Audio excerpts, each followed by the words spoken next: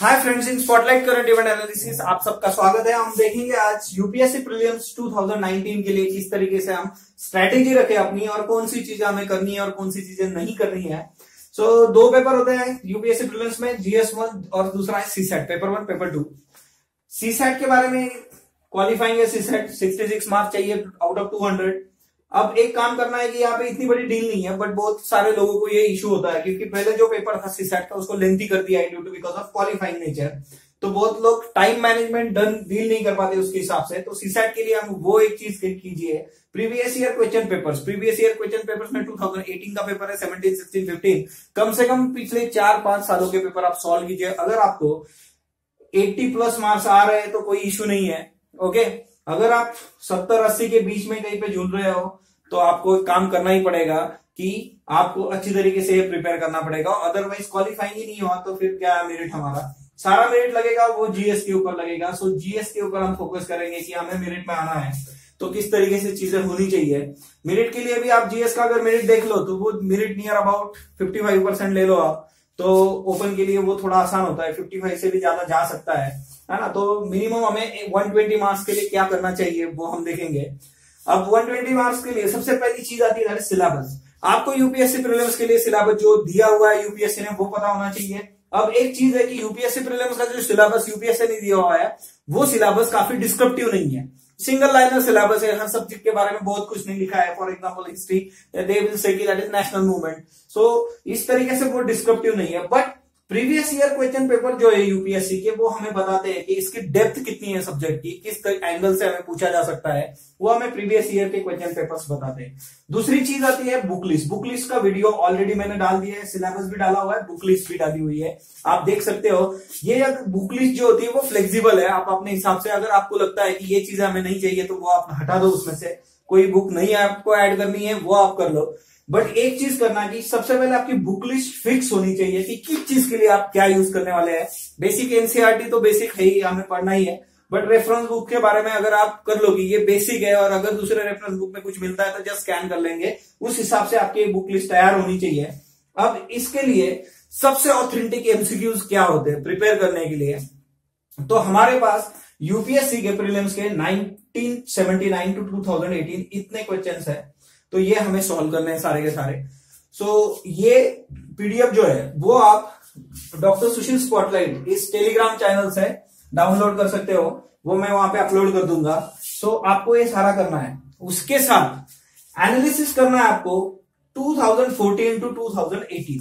देखिए यूपीएससी जब जीएस के क्वेश्चन सेट करती है, एमसीक्यू सेट करती है, तो उसमें ट्रिमेंडस चेंजेस आ रहे हैं हर साल बजिन साल हम देखते हैं। मतलब 2016 से पूरा सिनेरियो ही चेंज हो चुका है। 2016, 17, 18 करंट का रोल बहुत बढ़ चुका है और जिस तरीके से करंट पूछा जा रहा है तो इट इज ऑल्सो चैलेंजिंग, क्योंकि कोचिंग मटेरियल से हमें ज्यादा हेल्प वहां पे नहीं मिल रही है।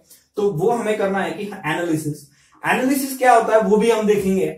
उसके बाद सीडीएस के क्वेश्चन पेपर्स होते हैं, वो भी हमें सॉल्व करने हैं, सीडीएस के पेपर। उसके बाद सीएपीएफ के पेपर, असिस्टेंट कमांडेंट जो होता है उसके आप जीएस के पेपर सॉल्व करो, क्योंकि ये सारे पेपर यूपीएससी सेट करती है और ये हमारे लिए एक ऑथेंटिक डेटा होता है। उसी के साथ स्टेट पब्लिक सर्विसेज के पेपर अवेलेबल होते हैं, वो भी हमें करने हैं। बहुत बार क्या होता है ना कि पेपर सेटर शायद पर्टिकुलर स्टेट से हो, और दूसरी एक चीज होती है कि जहां पे एमसीक्यू निकलने के चांसेस हो सकते हैं वो जगह हमें ज्यादा से ज्यादा पता होती है। अगर आप इस तरीके के ऑथेंटिक एमसीक्यूज को सॉल्व करोगे तो आपका कॉन्फिडेंस भी बढ़ेगा और आपको एक चीज ध्यान में आएगी कि हर सब्जेक्ट में कहां पे एमसीक्यू निकल सकता है, तो ज्यादा प्रोबेबिलिटी किस चीज की होती है और ज्यादा चीजें कहां पे पूछी जाती है।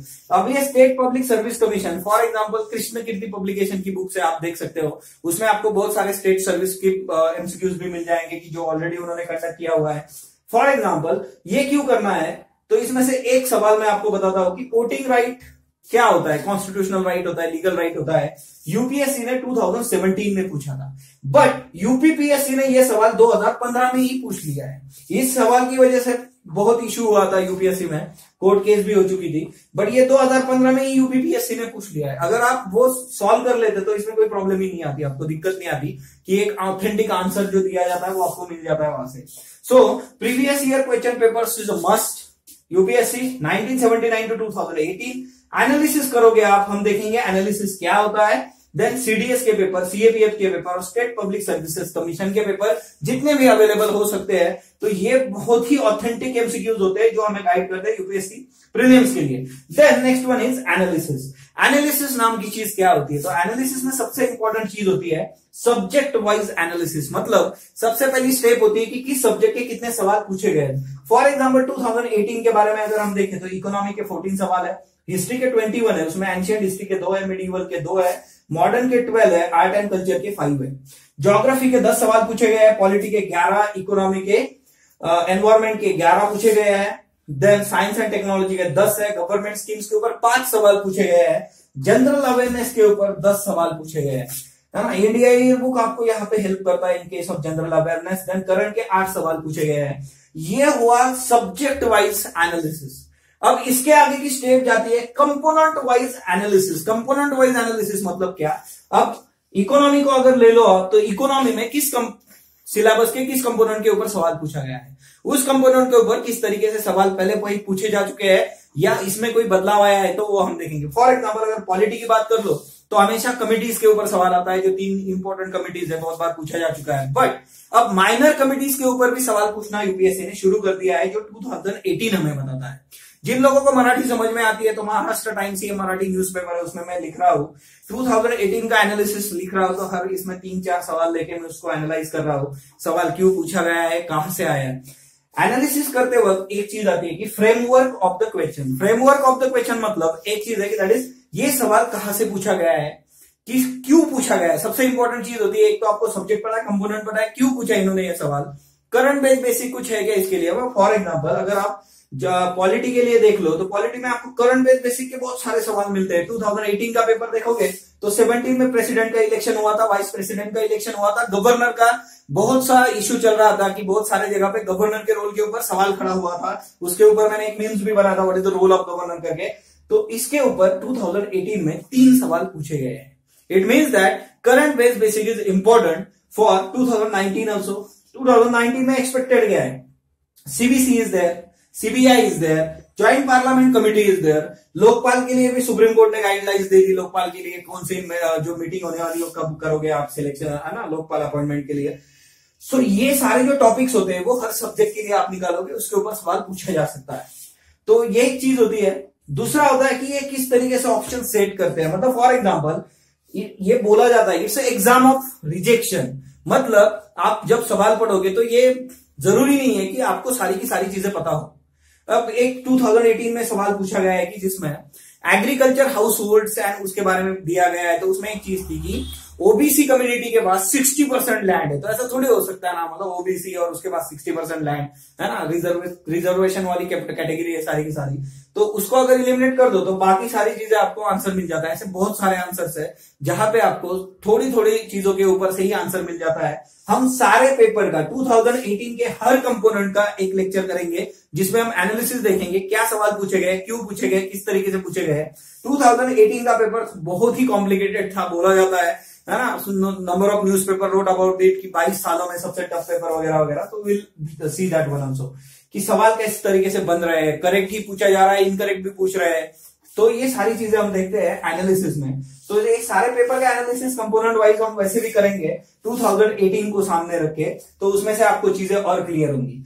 दूसरी इंपॉर्टेंट चीज है कि ऑब्जर्वेशंस क्या है। दीज आर द ऑब्जर्वेशन कि अगर आप पिछले पेपर देखोगे तो आपको ऑब्जर्वेशन क्या क्या नजर आते हैं।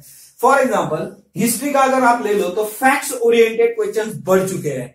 मतलब किसने क्या किया, मतलब पर्संस के ऊपर सवाल पूछे जाते हैं। दूसरी इंपॉर्टेंट चीज है कि पहले क्या होता था कि इन केस ऑफ क्रोनोलॉजी में सीधा सीधा पूछते थे, quit India movement, non cooperation movement, तो बड़ी बड़ी चीजों के ऊपर फोकस होता था, तो आसान होता था आंसर देना।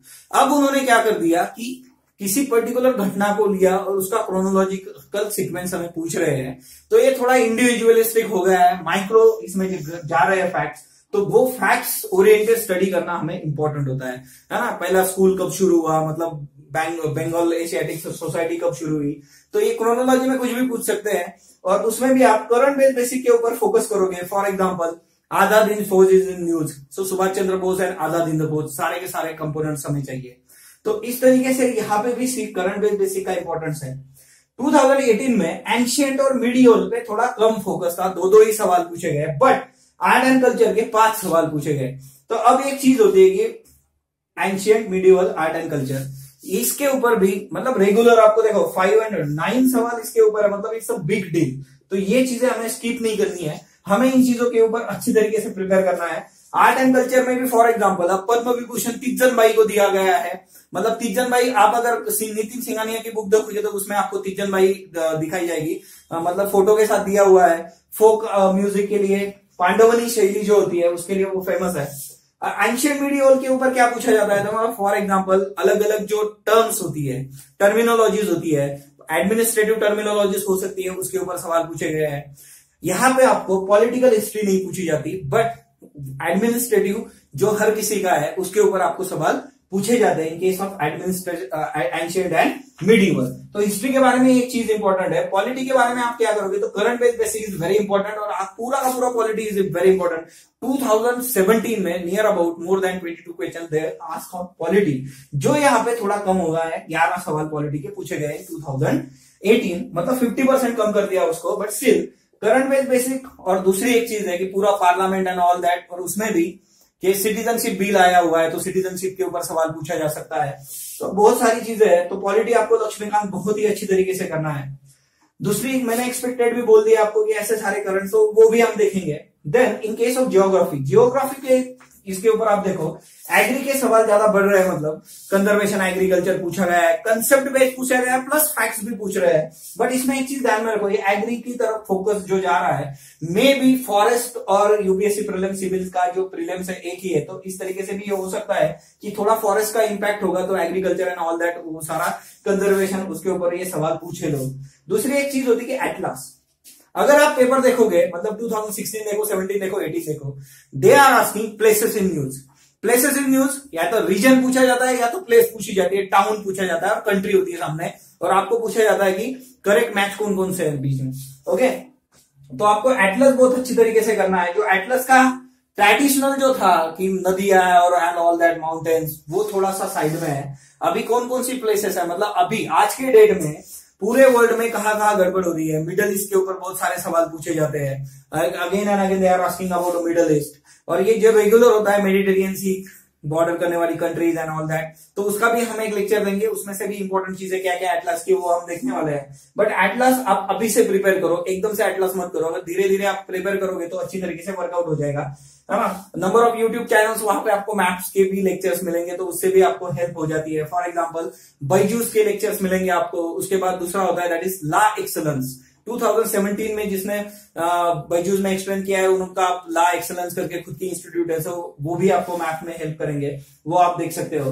The next one economics, current के ऊपर ज्यादा फोकस है। देखो जीएसटी में जो चेंजेस आए थे कि किस चीज को कितना स्लैब में डाला गया है, तो बहुत बार लोग इसको इग्नोर करते हैं। मतलब जीएसटी के स्लैब हमें पता होते हैं, बट किस चीज को जीएसटी के किस स्लैब में डाला गया है या कोई चेंज हुआ है वो हमें पता नहीं होता है। तो बेटर यू नीड न्यूज़पेपर, जिस वक्त आप न्यूज़पेपर पढ़ते हो तो अच्छी तरीके से पढ़ो, और कौन सी चीज कहां पे डाली गई है यह आपको अच्छी तरीके से पता होना चाहिए। मतलब माइक्रो फैक्ट जो है न्यूज़पेपर के वो भी करो, कि ऐसा नहीं है कि ये नहीं पूछेंगे, कंसेप्ट बेसिस सवाल पूछेंगे, ये थोड़ा फैक्ट्स की तरफ झुक रहा है, तो वो एक चीज ध्यान में रखना। देन एनवायरमेंट के लिए सबसे इंपॉर्टेंट चीज है, तो बेसिक कंसेप्ट ऑफ एनवायरमेंट हमें पता होने चाहिए, प्लस इंटरनेशनल जो कोई ऑर्गेनाइजेशन उसके साथ जो ट्रीटी होने वाली है वो हमें चीजें पता होनी चाहिए। जैसे पेज है जो लास्ट ईयर पूछा गया था, तो बहुत बार इस तरीके की जो ट्रीटीज होती है या फिर इनिशिएटिव होते हैं ऑन इंटरनेशनल लेवल, ये हमारे रेगुलर बुक्स में हमें नहीं मिलते हैं, तो इंटरनेट यहाँ पे हेल्प करेगा। मतलब जितनी सारी इंपॉर्टेंट चीजें या क्रोनोलॉजिकल सीक्वेंस है एनवायरमेंट के लिए, जो कुछ इनिशिएटिव आज तक हुए हैं, उन इनिशिएटिव्स को आप ढंग से करोगे, करंट में जितना है वो भी प्रॉपर्ली करोगे। जैसे पेरिस जो ट्रीटी हुई थी उसमें से 2015 अमेरिका बाहर चला गया है, तो वो चीजें हमें और ढंग से करनी पड़ेगी कि उसमें और क्या क्या है, वो सारी चीजें आप प्रॉपर्ली करो। तो दिस इज वेरी इंपॉर्टेंट कि ये सारे जो कंपोनेंट्स है हमारे, और इसमें सबसे बड़ा और इंपॉर्टेंट कंपोनेंट है वो है करंट अफेयर्स वाला। तो करंट अफेयर्स का अगर कंपोनेंट के बारे में हम बात करेंगे, तो करंट अफेयर में सबसे इंपॉर्टेंट चीज है कि दैट इज न्यूज़पेपर फैक्ट्स आपको पता होने चाहिए। जैसे प्रोसोफिस जूलीफेरा 2018 में पूछा गया है। नंबर ऑफ कोचिंग क्लासेस के जो मटेरियल हम यूज करते हैं मार्केट के, उसमें ये नहीं मेंशन किया गया था। बहुत बार क्या होता है कि हिंदू या फिर द इंडियन एक्सप्रेस, ये हिंदू में आया हुआ है, जो इंडियन एक्सप्रेस है, आप जो कोई न्यूज़पेपर पढ़ते हो उसमें जो इंपॉर्टेंट फैक्ट्स आते हैं वो हमें करंट के लिए बहुत ही इंपॉर्टेंट है। इसी के साथ PRS इज देयर, PIB है, योजना, कुरुक्षेत्र, ये मैगजीन्स बहुत इंपॉर्टेंट है। अब मार्केट में इसका जिस्ट भी अवेलेबल है, बट आप एक चीज करो कि आप योजना को और जिस्ट को अगर कंपेयर करोगे तो नंबर ऑफ टाइम फैक्ट्स उसमें प्रॉपरली दिए नहीं होते हैं। वो मेंस के हिसाब से जिस्ट तैयार कर देते हैं बहुत सारे लोग, है ना। इसमें कोई एक्सेप्शन हो सकता है, अगर आपको वैसा मिलता है तो आप उसको यूज करो, अदरवाइज अगर आप पढ़ लोगे इसको तो ये आपके लिए अच्छा होगा। एग्जाम मटेरियल हमारे पास चाहिए, मतलब है ना, कोचिंग का कोई भी आप इनसाइट वगैरह ले सकते हो, विजन यूज कर सकते हो, तो एक मटेरियल तो चाहिए ही चाहिए। मतलब इतना सारा काम हम नहीं कर सकते सारा का सारा, इसमें से कुछ गड़बड़ हो सकती है। सो एग्जाम मटेरियल भी यूज करेंगे, but daily newspaper reading is very important. Newspaper के अगर आपको अच्छे नोट्स मिलते हैं तो भी आपका काम हो जाएगा, बट वो ऑथेंटिक होना चाहिए। दूसरी एक चीज है कि that is test series. Test series is very important. एक चीज होती है कि हमारी मेंटेलिटी उस 2 घंटे में किस तरीके से हम टैकल करेंगे, अटेम्प्ट कितना करना है, किस चीज के ऊपर रुकना है, किसको छोड़ना है, ये सारा डिटेल में यूपीएससी के बारे में देखेंगे। बट स्टिल आपकी कोई ना कोई एक टेस्ट सीरीज होनी चाहिए। आइदर आप ऑनलाइन टेस्ट सीरीज करो या फिर ऑफलाइन टेस्ट सीरीज करो, आपकी जो कोई होगी आप करो। बट अगर ऑनलाइन टेस्ट सीरीज आप कर रहे हो तो ऑनलाइन टेस्ट सीरीज के लिए एक चीज ध्यान में रखना कि वो आपकी कंटिन्यूटी, आपकी सिंसियरनेस वो होनी चाहिए वहां पे, मतलब आप सीरियसली उसको करोगे। बहुत बार क्या होता है कि ऑनलाइन न्यूज़पेपर, ऑनलाइन अगर टेस्ट सीरीज होती है तो उसमें बहुत बार लोग क्या करते हैं कि वो लिथार्जिक हो जाते हैं। मतलब पहले इंथुजियाज्म होता है, 2-3 टेस्ट सॉल्व कर देंगे, उसके बाद ठीक है कल करेंगे, परसों करेंगे, सुबह करेंगे, शाम करेंगे, इस चक्कर में वो सारी ईमेल में पड़ी रहती है। ऑफलाइन में क्या होता है कि आप जाते हो तो वो सारा एनवायरमेंट होता है और एक्चुअल फील आता है। अगर ऑफलाइन कर लोगे तो अच्छा है। टेस्ट पेपर के MCQ जो होते हैं उसको एनालाइज करना, मतलब कोई भी पेपर आपने दिया हुआ है तो उसके सवाल के नीचे 4 ऑप्शन है। अगर आपने सवाल का जवाब निकाल दिया कि ए इज द आंसर, तो what about B, C and D? तो B क्या है, C क्या है और D क्या है, इसके ऊपर भी वर्क करो, उस वही जगह पे लिख लो। अगर आप इस तरीके से एक पेपर का एनालिसिस कर लोगे तो नियर अबाउट 400 आपके जो होते हैं मतलब कंसेप्ट वो क्लियर हो जाएंगे मिनिमम। दूसरी एक चीज है कि अब ये सारा चलता है तो से नो टू, अब किस चीज को हम नो बोलेंगे तो उसमें एक चीज इंपॉर्टेंट है। अब बहुत सारे नए बुक्स भी आएंगे मार्केट में, या आते रहते हैं, बहुत सारे बुक क्लेम्स करेंगे, बहुत सारे पब्लिशर क्लेम करते हैं कि हमारी बुक से 40 सवाल आए, 30 सवाल आए, 70 सवाल आए, इस तरीके से। तो इस वक्त हमें कंफ्यूज नहीं होना है, हमें इस तरीके से चीजें करनी है कि believe in your book list. आपने जो बुक लिस्ट ली है उसके ऊपर बिलीव करो। कोई भी नई बुक मत उठाओ, क्योंकि कोई भी बुक अगर पढ़ने के लिए आप उठाओगे तो मिनिमम उसके 2 रिवीजन हमें लगते हैं, तो ही हम याद कर पाएंगे कि उसमें दिया हुआ डेटा क्या है एक्चुअली में। सो नया मटेरियल, नए नोट्स, नए बुक, अगर आप इसको रिवाइज नहीं कर पाओगे तो इसको मत लगाओ, इसको छोड़ दो। जो आप कर रहे हो वो बेस्ट है। इसमें से अगर आप इतनी भी चीजें कर लोगे, ये सारे MCQ आप सॉल्व कर लो ढंग से, 2018, 17, 16 इसका एनालिसिस कर लो खुद होके, तो आपको एक चीज समझ में आएगी कि यूपीएससी का भी एक पर्टिकुलर ये होता है कि किस सब्जेक्ट में किस जगह पे ये पूछ सकते हैं, वो हमें थोड़ी आइडिया आती है। एक्सपेक्टेड के ऊपर हम वर्कआउट कर सकते हैं जिस तरीके से ये थोड़े थोड़े फैक्ट्स बनाए हैं। सो 2018 का पूरा पेपर एनालाइज करेंगे, हर कंपोनेंट के ऊपर हम बात करेंगे। स्पॉटलाइट करंट इवेंट एनालिसिस के साथ जुड़े रहिए, यूपीएससी प्रीलिम्स से जुड़ी हुई हर चीज हम यहाँ पे कवर करेंगे। स्पॉटलाइट के लिए अगर कोई सजेशन होगा तो आप कमेंट बॉक्स में दे सकते हैं। स्पॉटलाइट को लाइक कीजिए, शेयर कीजिए और सब्सक्राइब कीजिए। Thank you friends.